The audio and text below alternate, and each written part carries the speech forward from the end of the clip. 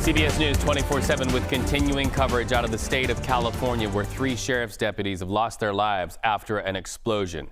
Let's go live to CBS News. Andres Gutierrez right now outside of that sheriff's department training facility. And we understand, Andres, that you have some brand new reporting that sort of helps us to understand what's happened there.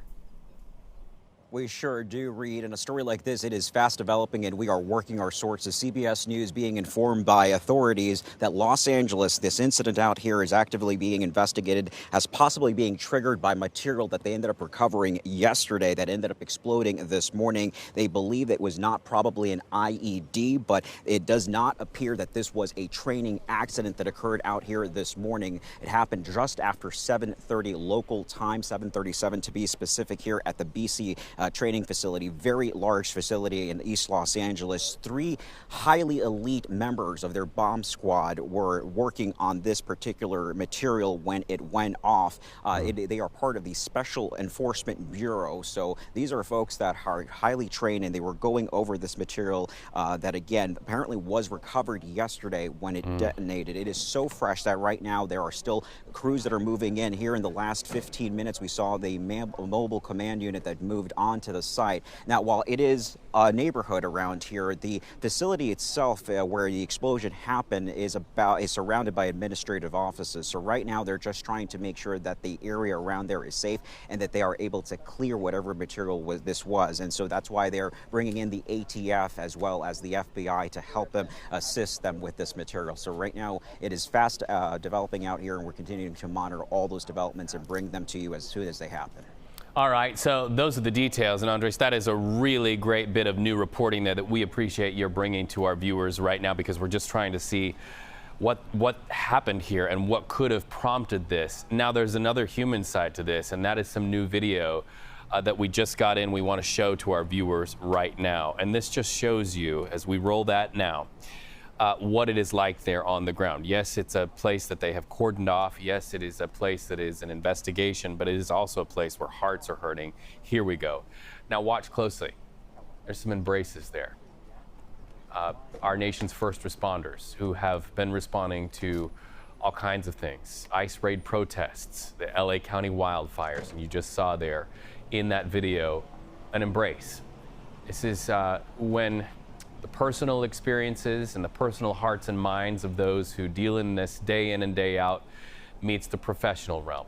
You also see right there, going very close and very carefully, somebody who is moving into the zone of investigation. And you can see almost as if that person is stepping off that area when something like this happens. And also, I should let you notice that that roof appears to be blown off right there. When something like this happens, every detail matters. Bringing Andres back in, maybe just by voice here now. Andres, they have to be meticulous as they investigate this. They sure do. And remember, a lot of this technology has been so improvised, and it is not usually you have a lot of bomb techs that go in by hand to deal with these materials. They usually now send in robots to help them out. The last time that the area here suffered a loss like this was back in 1986, when there were bomb techs that passed away in North Hollywood when they were handling a bomb. So usually not the case where you have technicians that are walking up. They'll usually let those robots go in and handle those devices.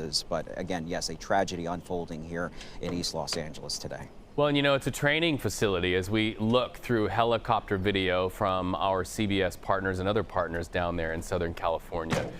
And so this is a place where we are reminded, just by virtue of the perimeter that we're looking at, that highly specialized training, sometimes training that goes for years and years, goes into not only the retrieval of these explosive materials, which now it sounds like the materials had been retrieved from the day before, according to your reporting, but also the processing, the handling, and what to do.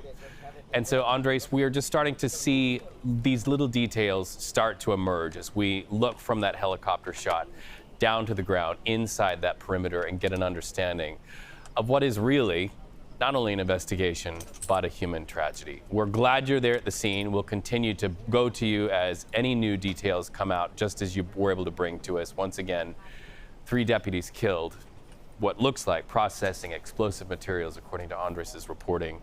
brought to that scene yesterday. Much more ahead on this story on CBS News 24/7. Thank you so much, Andres.